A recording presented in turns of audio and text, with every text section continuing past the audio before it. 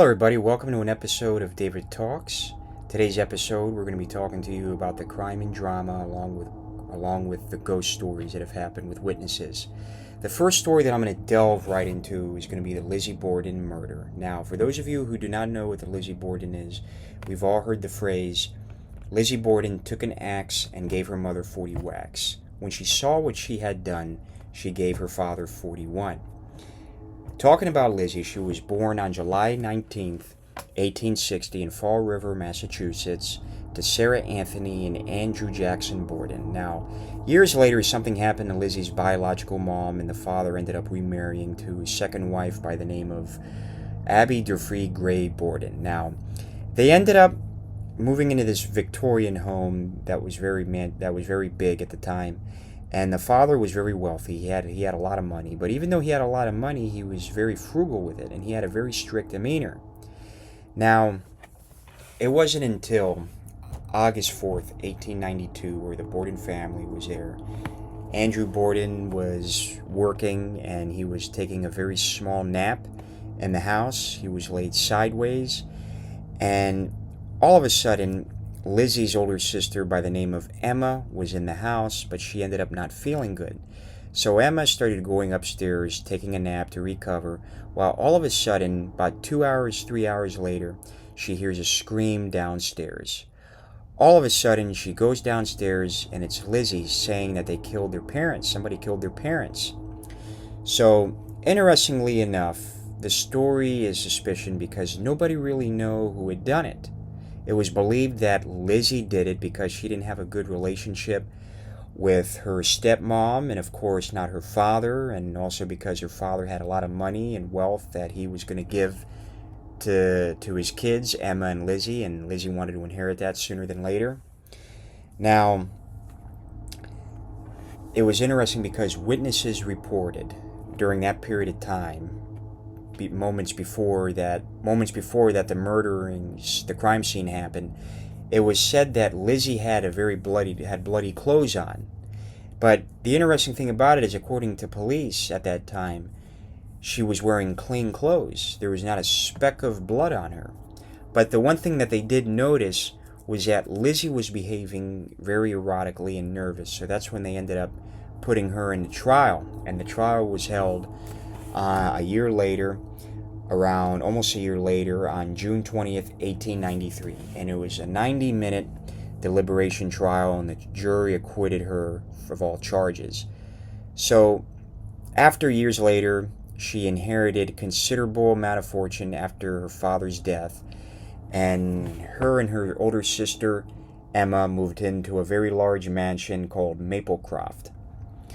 Now, Lizzie died on June 1st, 1927, at the age of 66, and years later it's been reported that people reported unexplained phenomenon in the house.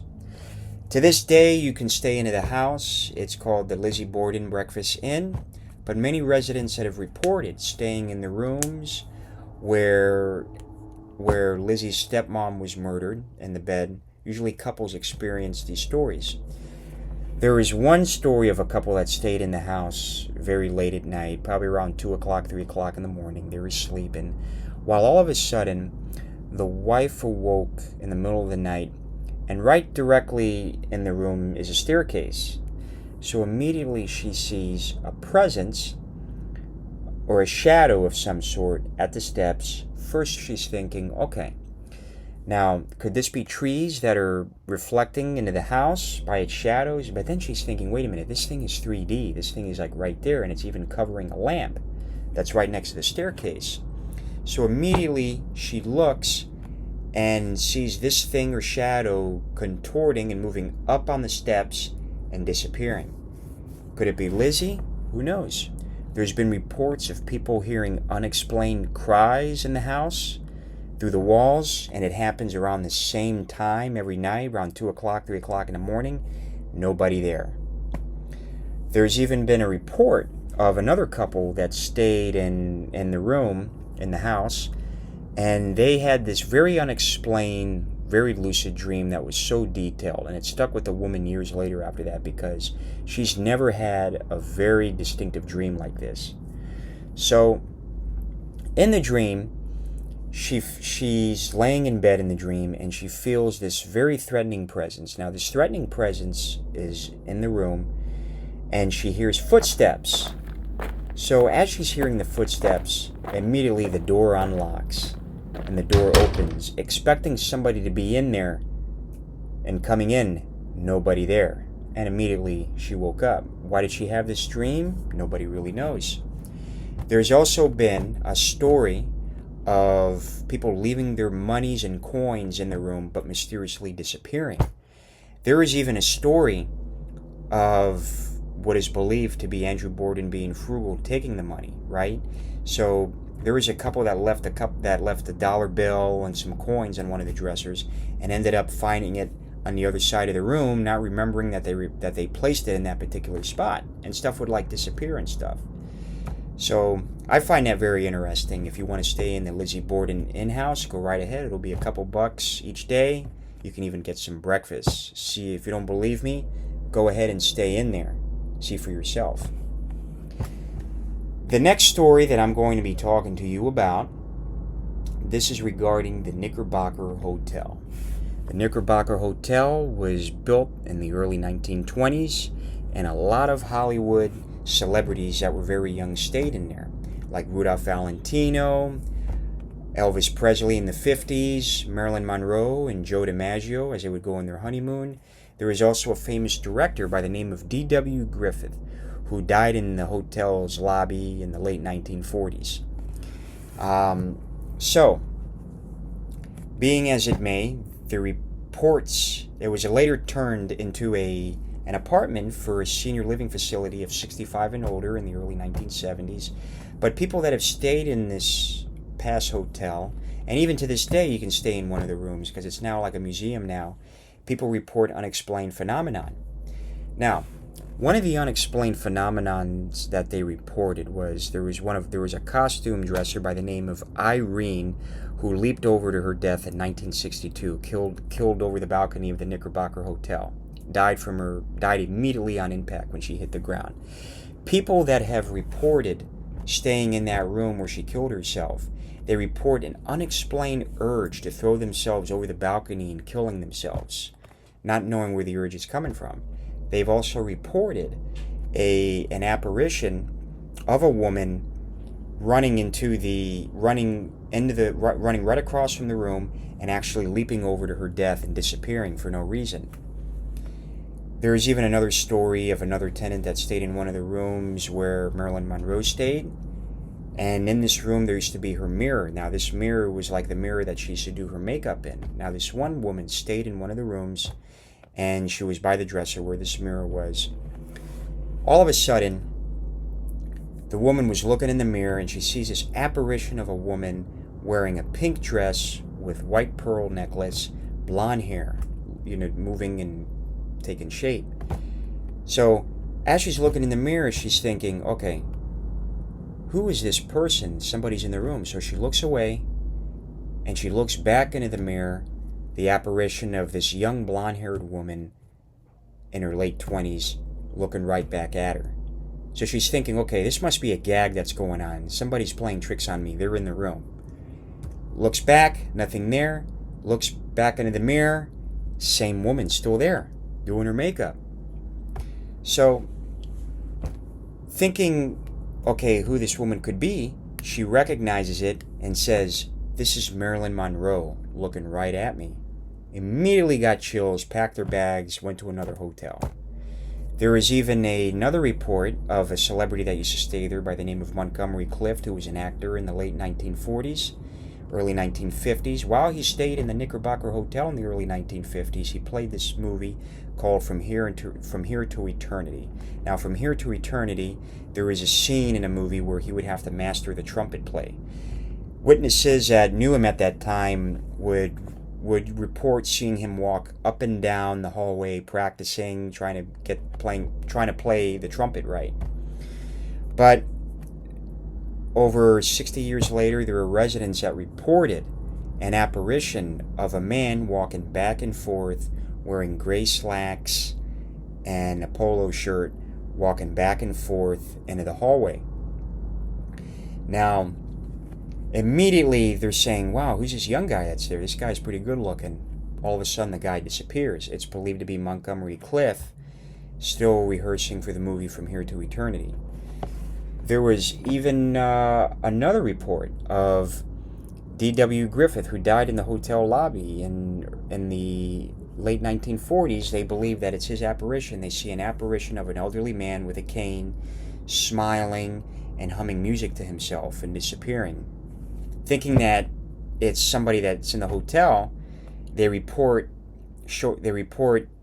asking. They've been asking them, hey, who's this guy that you've been seeing? What's the guy look like? By the description that they're giving and a picture that was pointed out to them pointing it out, they're like, oh wow, it's D.W. Griffith still lingering in the hotel. Now, another story that I'm going to be talking to you about, this is regarding the Dorothy Puente murders. Now, this happened during the early 1980s. Now, this story is very interesting and very chilling because when you look at this story, there is a immediate goosebumps I get, because when you start seeing an image of this woman, you think, okay, this woman is innocent. She looks like she can't kill anybody, just this very sweet old lady. But little do you know that there was something sinister that was hidden in her soul. What she would do was she would grab these tenants, because she ran a boarding house, and she would mostly get the ones that had mental disabilities like schizophrenia or PTSD. And what she would do was she would drug them to death and immediately bury their bodies in the back of the house and embezzle them for money, living off their money from their Social Security checks. Now, she was caught and arrested in the late 1980s, and she was found guilty of the murders. It said that she murdered 9 people that stayed in her boarding house, but people believe to this day that there's more murders. Now, transitioning to the ghostly encounters with that, Ghost Adventures did an episode of this back in 2015, 2016. And Zach Bagans, we all know Zach Bagans. Zach Bagans loves to taunt the spirits. Now, I remember watching one of the episodes. There was a story where Zach was so upset by the story where he was actually confronting the apparition of Dorothy Puente in the house by calling her a stupid old lady, calling all these names in the book. And in one of after he was taunting supposedly Dorothy Puente, he catches an EVP that says, "I don't care." And it sounded just like her. There is even a woman in her 90s at that time staying in one of the rooms where Dorothy Puente slept in. And immediately she wakes up in the middle of the night and feels a presence in the room, a very menacing presence. And she stays in the bed and she looks, and immediately there's a presence of an elderly lady grinning right at her, staring at her, and disappearing throughout the night. She believes this is Dorothy Puente still lingering in the house. Now, there's also been reports of a large man walking in the house and disappearing. There's also been reports of a woman that's also reported there, and a presence staring in the middle of the hallway and disappearing, yelling for help. Now, all of this brings chills because stuff started happening years after Dorothy Puente passed away in 2011 at the age of 82. If you guys ever want to go to the house, feel free. I think it's located in, let me make sure so I can say, I think the house is,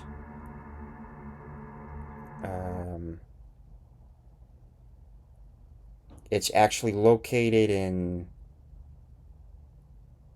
I believe, it's in Sacramento, California. So if you guys want to go to Sacramento, California, stay in the house. So the other story that I'm going to talk to you guys about is the Riddle House. Now, the Riddle House is located in West Palm Beach, Florida. It was built in the early 1900s, and it was originally supposed to be a house with cemetery workers, because in Woodlawn Cemetery, there was reports of grave robbers going in the middle of the night, actually stealing bodies of people that were buried in these graves. So they ended up hiring these people that would monitor the cemetery to prevent that from happening. So that's what the house was originally built for. Now, In 1920, there was a man that inherited the house years later. His name was Carl Riddle. He was a West Palm Beach city manager and superintendent, and his family moved into the house, and it was converted into his private residence, where his whole family stayed. Now, Riddle detected very strange activity immediately when he went into the house, because he would report like noises of chains, footsteps, and seeing shadows, and he was actually documenting that in his diary, of course. Now, of course, tragedy struck in the house because during the years that Carl Riddle stayed there, there was a cemetery groundskeeper who was reporting extreme financial hardships. Now, during that time, he actually snuck into the house, actually went up into the attic, hung himself, committed suicide. And people have reported to this day a man that's up in the attic with a torso hanging and disappearing. Even neighbors reported seeing it in the top window in the center of the house. They report seeing a torso hanging and disappearing. Now, there was even reports of, during the years when Carl Riddle lived there, excuse me, there was even a reports of while Carl Riddle lived there, he would hire like employees, like helpers that were there to help manage the whole city and all that stuff. But they would leave the house because weird stuff started happening, and they would get scared. So it was very hard to find help, being a superintendent for Palm Beach County. Now, the house in the early 1980s, it was actually converted to a dormitory for college students that went to college in that area. And that didn't last long because the students got very scared of the house. He ended up leaving and moving somewhere else. So that didn't last long. And it wasn't until the mid-1990s the house was renovated and also moved. And as the construction workers were renovating the house, there was reports of ladders falling for no reason. Tools would fly into the attic. And that just scared a lot of the workers away. So it was very difficult to renovate the house during that process because a lot of the workers didn't really want to stay there. There was even reports during that time of windows all of a sudden shattering for no reason. And of course, to this day, the house is now located in Palm Beach, and you can do ghost tours there. They have yearly ghost tours that you can do there. I remember going there one time, me personally. I was talking to one of the chaperones that were managing the ghost tour with us, and I remember this story gives me chills because it was involving a little boy and his father, and this was about like 10 years ago. So the little boy was at the foot of the steps, of course, probably with like his mother and all that. And so the little boy was at the foot of the steps, and the father was at the bottom of the steps, right by the front door. Now the father's looking at these pictures, trying to read the history of the house, while all of a sudden, this little boy was picked up from the foot of the stairs all the way to the bottom of the steps, which thank God the father caught just in time. Now, if the father wasn't there, the boy would have either been fatally injured or really would have had a very bad condition, because that's a huge fall, because the steps were really huge. And I remember seeing it, and it freaked me out. And people reported feeling like a very menacing presence there. So they believe it's one of the cemetery workers that are upset with people checking the house out. A lot of bad energy there. But if you want to go to the Riddle House located in Palm Beach, feel free. They got some tours there. The next story that I'm going to be talking to you about, this is very chilling and very scary. Now, let me tell you something. There are idiots out there that mess with stuff of the unexplained. I'm talking using Ouija boards. You never want to mess with a Ouija board. Ouija boards are the most absolute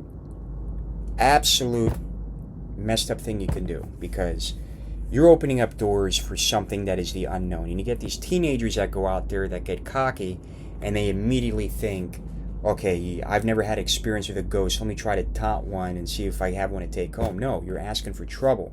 I'm talking about possessions, something that's following you, ruining your life, to where you'll have to have a priest exorcise you and all that. So there is the story. Now, a succubus is because there's two. You have succubuses and incubuses. An incubus is a demonic male form that attacks females at night. Females that are sexually hungry, that want sex, while succubuses are female manifestations that seek the males. Now, these are attracted to people that have sexual urges, unexplained thoughts, pornographic images in their head, people that are just obsessed with sex. Now, it is believed that these entities are demonic. They can also be conjured up in Ouija boards, and people that report these manifestations report sleep paralysis and a pressure that is in the chest. People have also reported air sucked out of their mouths. There's one story of a woman who conjured up one. Now, she befriended this one lady that she met who was a medium. Now, this lady was intuitive and had a very faint voice on the phone, and basically this woman enjoyed the woman's company so much, so they established a friendship, and it wasn't until the woman invited her into her own home, right? So the woman said, "Why don't you come over to my house? I could show you a couple things."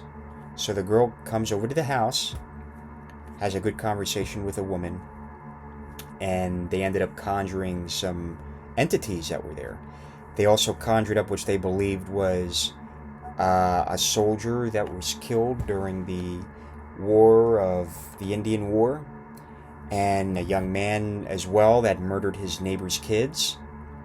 Now, the mistake that the medium did to the woman was allowing the spirit of the male to follow the woman home, right? So the medium said, okay, well, there's a spirit by the name of Romain. He was one of the persons that were killed in action during the French-Indian War, and you can have sex with these ghosts. So the woman was intrigued by that, and she said, oh, really? I can have sexual pleasure? Wow, because my husband's not giving me sexual pleasure. That's fine. What do I do? How do I take one home with me?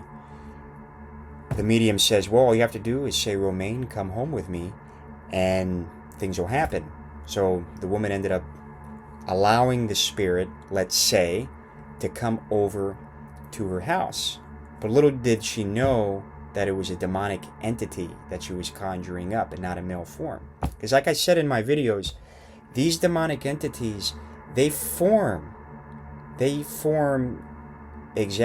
form into anything they want. They can form themselves into a human. People think it's an actual person that's there, right? They can fool so many things, but this woman thought it was a spirit of a male having sex with her, right? So it wasn't until there was a period in time where she would come home late at night while her husband was gone, and she would be laying in bed and she would feel a tingle in her genitals, right? Now, thinking about it, she started getting aroused by it and started having sexual activity with this thing. And this would manifest over and over and over again. Now, it wasn't until that, by the grace of God, that she was doing research, because it interested her so much that, wow, I can have sex with a ghost and not worrying about getting pregnant. Later she found out that it's a succubus that she conjured up, right? Or incubuses and succubus. So she ended up reading more about it, and started realizing, wait a minute, this is bad. I'm actually conjuring up an entity, right? So it wasn't until she immediately felt very uneasy and started calling a priest to go into the house. Now the priest went into the house, started blessing the house, and all the bad feelings started going away. The urge to have sex and very bad energy arousing in the house just all disappeared. So it wasn't until she went to bed one night and actually laid flat on the bed, and she feels a pressure on her chest, and immediately staring dead ass right at her is something hunched over right in front of her, a male figure with black eye sockets and a black mouth. I'll see if I could put a picture of it in the description so you guys can look at it. But To this day, the woman is still fighting the battles through prayers, saying the Our Father and all that, but she advises anybody to not conjure something up that's on the unknown. And like I said, you never want to mess with anything that could open up doors. So, alrighty everybody, thank you for watching on this episode of David Talks, and have a great, great day. And of course, Happy Easter. Bye-bye.